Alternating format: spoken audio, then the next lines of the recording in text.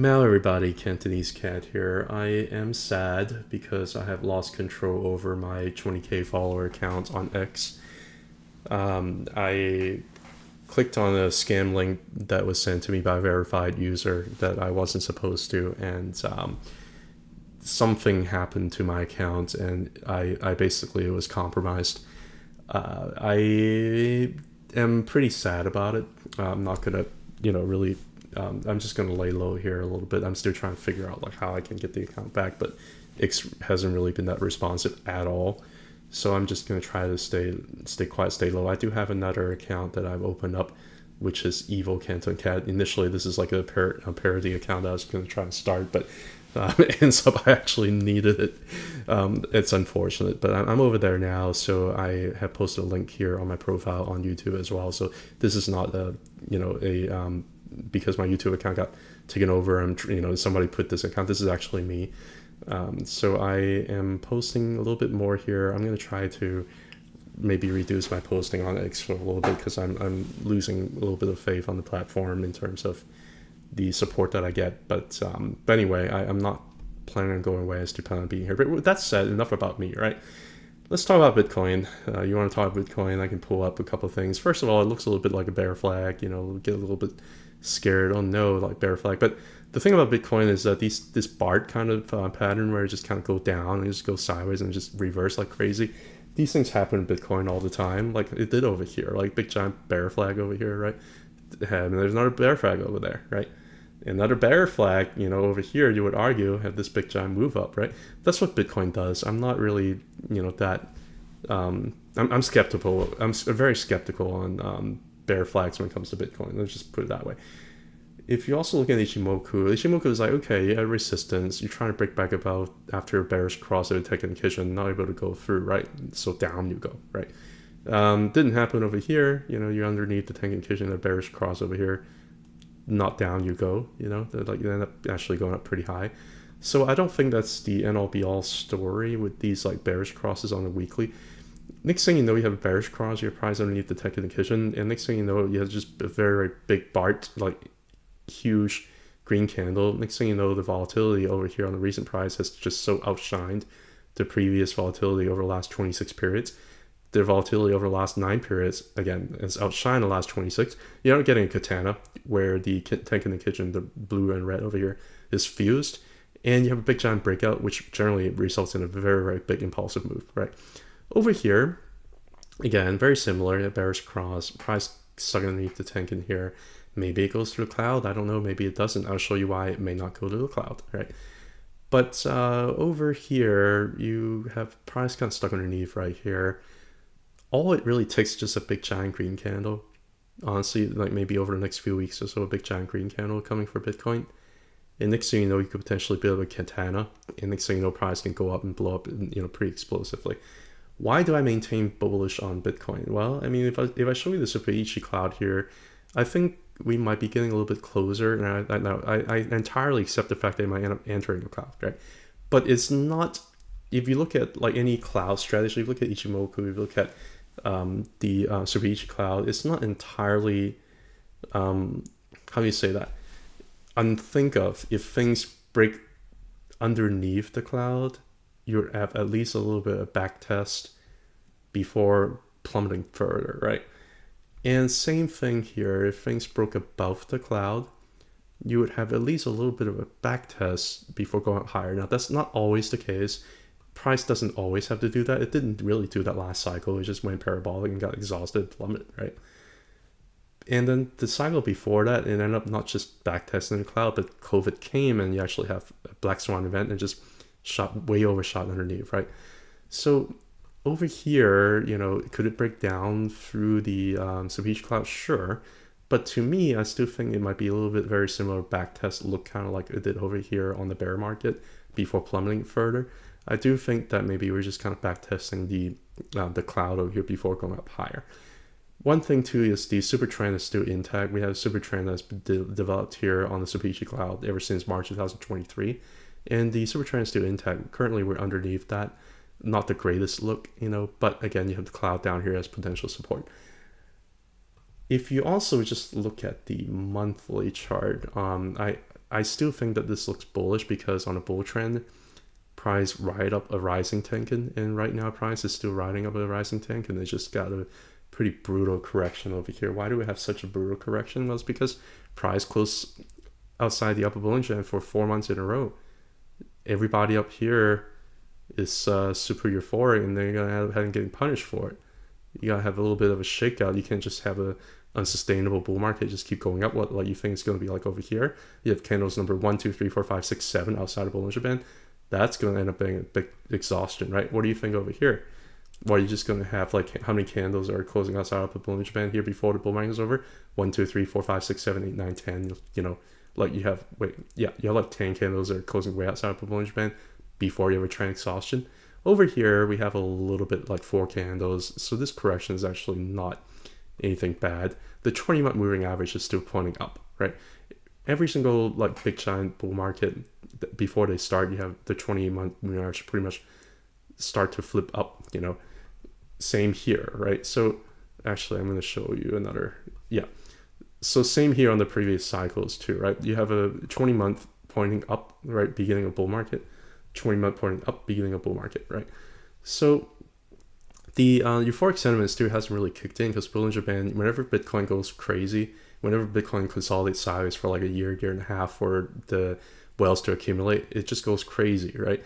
To the point that the Bollinger Band expands to the point of lower Bollinger Band just ends up going all the way down to negatives. We haven't really had that happen quite just yet, and sentiment also isn't really right, you know, quite there quite just yet. So there's not enough exit liquidity necessary to exit, although you do have people that are exiting after this big giant move, which is completely understandable.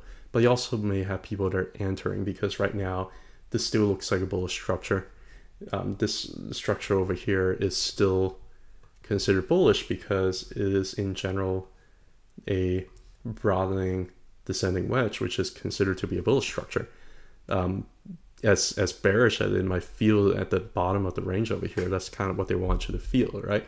As opposed to an ascending wedge over here, which is they want you to feel, you know, a little bit more to euphoria over here and use you as exit liquidity. You see like a, you know, like a broadening ascending wedge. This is bearish, right? So I am still leaning bullish on Bitcoin. I don't know, guys. If I also have another reason to lean more bullish on Bitcoin is because MicroStrategy actually looks really good. Now, MicroStrategy is a leverage play for Bitcoin, right?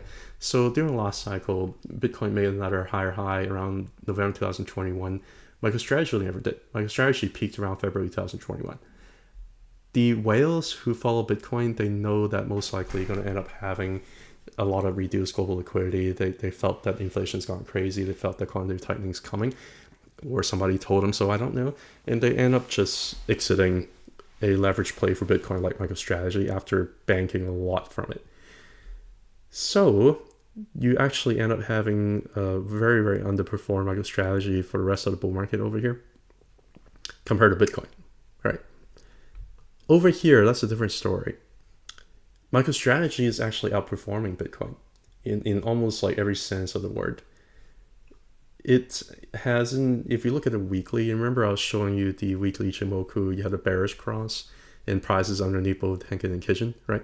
I'm going to show you that here again just to, you know, like, you know, you had a bearish cross and prices underneath the Tenkan and Kijun, right?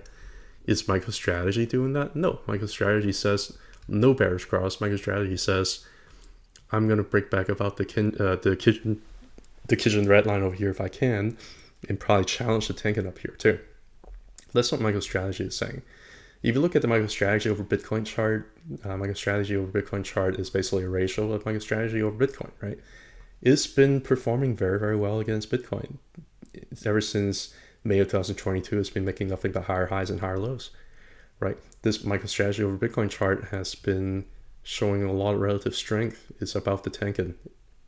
So I can't really be that bearish on Bitcoin when the leverage play is actually still doing pretty well. The other chart to look at too is Coinbase. Now Coinbase is a little bit of an awkward picture here. You have a little bit of a bull flag over here, you know, after this big giant recovery candle. You did have a bearish cross. Things are still underneath resistance. But I do think that this move is warranted because you have just so much resistance here for, you know, about many months, like 8 months. And we have a little bit of a hard time breaking above. So next thing you know, you're going to go back down. maybe back test this level over here. And it did back test it and found support, and right now price went back to around 200, which is a very, very important level.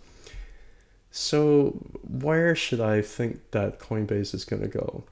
Well, I do think that Coinbase, you look at Ichimoku, maybe another few weeks to go. If you look at Super Ichi, maybe it's getting a little bit, faster. Maybe it's going to come up, maybe over the next few weeks or so, right? And the Super Ichi actually has given like a kind of like a better story almost for Coinbase, if you will. Like Super Ichi is actually telling you, yeah, things got stuck here in the cloud, broke through, backtest, right? Didn't really quite backtest here. Maybe we backtest here on the side. We'll see. But Super Ichi Cloud actually looks a lot cleaner and to maybe tells you a little bit of a better story here. So we will see what happens with Coinbase. But I'm not bearish here because all it's doing right now is just backtesting this previous level over here and over here. And so far as holding, is forming a little bit of bull flag over here so far. So yeah, still like Coinbase. Look at the monthly chart here. Nothing to get bearish about. Still way about the rising 20-month moving average. This Coinbase chart has been closing above the upper Bollinger Band for like several months in a row. It's just correcting sideways. Nothing bad. Ichimoku Cloud rising Tenkan, just like Bitcoin. Rising Tenkan for Bitcoin. Rising Tenkan for Coinbase. The Tenkan is serving as support. It's a rising Tenkan, so it's going to be a better support than it is resistance. And so far, it still looks like a pretty healthy thing, right? Already flipped the Tenkan for resistance over here as support. It is still serving as support, so I can't really be that bearish on Coinbase. Now, CleanSpark. CleanSpark has been sad. CleanSpark looks like it was going to get stuck here in a range. Looks like there's a potential for a breakthrough. But next thing you know, VIX went to 60. Next thing you know, there's like this Japanese carry trade. Everybody thought it was like a black swan event. Next thing you know, Bitcoin went all the way down to like 49K, 48K in a flush, right? So what ended up coming down along with it? Well, a lot of the minor stocks, CleanSpark is no exception, and actually it went down a lot, right? So what's going on with CleanSpark? I'm going to say that I think it's just following its own technicals. Unfortunately, we couldn't really break through the cloud after trying so many times. Things got a little bit exhausted. The bears were able to defend this level very, very well.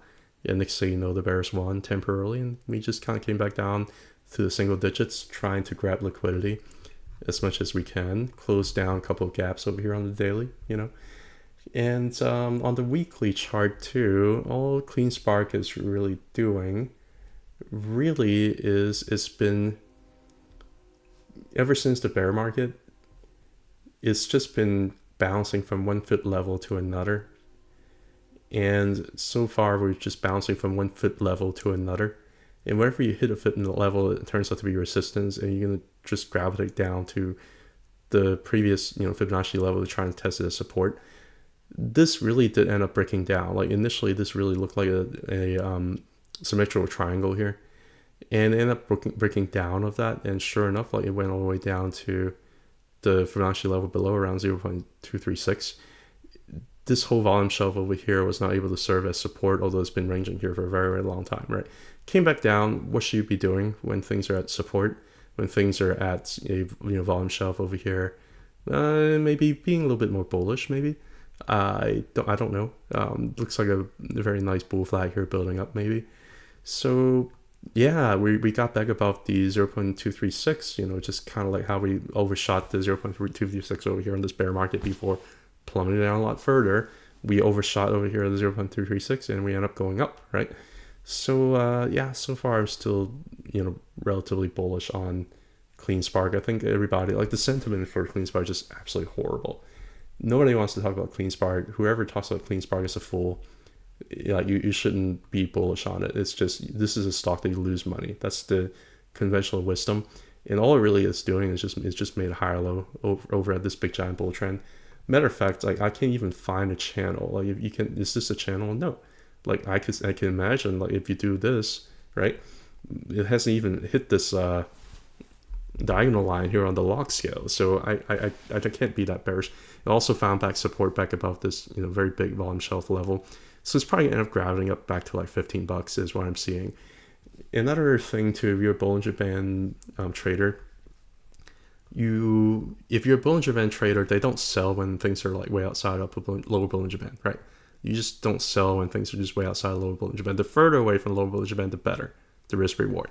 So I think that it got back inside of Bollinger Band now. I mean, it's still expanding, sure. It could be at risk for going down further, yes. But I think the damage has been done. I think this is the move. And I think that a lot of liquidity has been flushed. And I think that's probably going to go up again. I hold spot. I never hold options or anything like that. So you guys use my talk to hold option, like do option plays. Like the fact is that monthly is still look very bullish. And I don't play options. I just hold spot. So I can't really advise you guys in terms of what I think the short-term price action is. All I know is that I still like CleanSpark as a stock, and it's doing some pretty brutal back tests, but overall this still looks like a relatively bullish chart. That's all I have to say about CleanSpark. Looking at Mara, if you look at the weekly chart, it's basically going up on a very, very nice pitchfork channel where it's just bouncing from one level to another. Like Mara looks just absolutely beautiful, right? Did it have to come back down and test the bottom of the fork? No, it doesn't have to do that. But it did, and it ended up doing that, and that's okay. Now you got a little bit of a bear flag over here, look to it. And price is currently, getting a little bit rejected here at this level at the pitchfork over here. So, but we did end up finding support here at a very, very important Fibonacci level, which is 0.136 level, which price has been gravitating at this level for a very, very long time. You have some wicks above, you have some wicks below, and right now it back tested about 3 times. It does have a little bit of a dead Cantonese bounce look to it, but if you look at the higher time frame, which is what matters more, this still looks a little bit more like a low, like a higher low compared to like over here. It just looks like it's just been consolidating sideways here for a very long time. Matter of fact, I think this consolidation over here is just basically consolidation between this important level over here around like 25 and this important level down here around like 16. I think it's just been consolidating here in the range, trying to break down or break out. And which way do I think it's going to break out? Well, the 20-month moving average says it's probably going to be up. So what about, is there anything else I can tell you here on the monthly chart? Well, look at the Tsubishi cloud. Tsubishi cloud basically tells you that it's stuck in a range still. It's still broken back above the monthly Tsubishi Tenkan. It's at the bottom of the range, so it doesn't look bad. It still looks pretty decent, right? And that's kind of what Mara is telling me. It's still stuck in a range. It's at the bottom of the range. And I still don't think there's anything too entirely scary about it. Although on the weekly chart, if you look at this, yeah, it does look a little bit like a dead cat bounce kind of thing to it. But there are a lot of important support down here, on the weekly Bollinger Band, on the monthly Bollinger Band, on the rising 20, on the Super Ichi Tenkan, right? We're just at the bottom of the range. And also on this big giant pitchfork here, which if you look at the weekly here, is just basically beautifully stuck in this range over here. Right now we're closer to the bottom of the range than anything, right? Bitfarms. It's doing a very similar thing here on the weekly. It's just trying to bounce above the channel over here. It's just getting a little bit rejected. You're also probably going to see some resistance here at the Fibonacci level over here.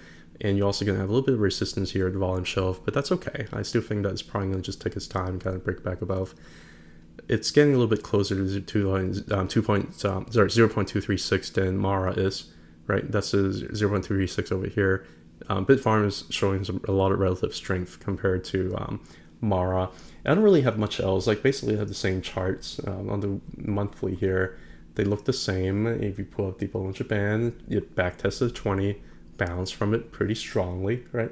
You look at the Tsubishi cloud, it's stuck in a range between Tenkan and Kijun, but it's bounced pretty hard away from the Tenkan, unlike Mara, which is still closer to the Tenkan. You look at Ichimoku cloud here, you are actually looking more bullish because you're back above the Kijun here, whereas Mara is still underneath of it. So yeah, I would say Bitfarm is a relatively more bullish chart. Now, if you're talking about CIFR, just real quick, I still think the bullish crossover here is still in play. Currently priced just a little bit underneath the Kijun, and that's okay because if you look at Tsubishi, it's really been reclaiming the Tsubishi Tenkan from resistance to support, and it's just been using it as a support pushing price up a lot higher. You have a new range, topper range right here around 7.6, 7.8. Bottom range right now is around like 3.5, 3.6, you know. So I still think that this is a pretty bullish chart. Look at the 20-month moving average, is still very nicely crawling up.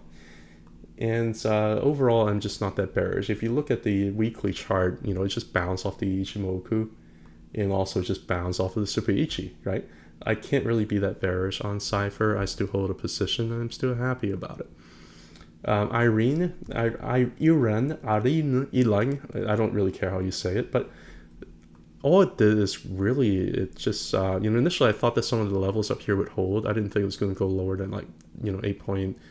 I thought that $8 was going to be a pretty important level. Nope, it went up, coming back down, back testing this apex of this very beautiful, you know, symmetric triangle, back tested it, bounced. Where did it bounce to? Back above this volume shelf over here. So where's price going to end up gravitating back towards, given time? Probably going back to like the low teens, you know.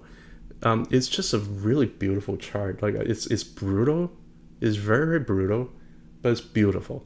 And the selling volume is declined, buying volume end up picking up. You know, it's a pretty sad chart for short-term holders that end up buying way outside the monthly upper Bollinger Band.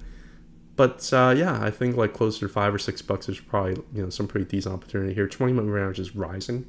So this is still a bullish chart, right? Higher highs, higher lows. Just got a very nasty tweezer over here, but got a lot of demand underneath of it too, right? So overall, still a pretty decent chart. I'm not that, you know, bearish on IREN. I hold a position. I'm still happy about it. Wolf has actually been beating my expectation. Still very bullish chart. Simply just got way outside the upper Bollinger Band here on the monthly. Not sustainable, but right now you have a big giant demand wick. I think this thing is going to run hard whenever it runs, and I still don't think that it really has started to run yet. If you think that price around 50 cents all the way up to like $6 is to run, I wonder. Like, it just looks like it wants to keep going, right? I don't know anything, not financial advice, but it's still making higher highs and higher lows. And what you're also seeing here too is actually still finding the bullish support band and the 20-week moving average, and it's still going up and still wants to go up higher. Ichimoku Cloud, it didn't even come back to Ichimoku Cloud. I really thought that there was a chance for it to go down to like 2.3 or something like that and backtest Ichimoku Cloud. It didn't end up doing that. On the Super Ichi, all it really is doing is just wick underneath the Super Ichi Cloud and bounced. It looks very, very nice. Like, I can't be that bearish on Wolf. Do I want to add right here? No, because my cost average was probably somewhere over here. So I don't really want to add. I'm just going to keep holding, and I think that it still looks pretty decent moving forward. So I can keep going, but I'm probably going to end here. I'm not feeling the greatest, but thank you so much for listening. I just wanted to do this kind of, if anything, it's kind of like going to the gym exercise. Just want to talk like 20 minutes, just kind of get the routine going. And thanks so much for listening, guys. Have a good one. Bye.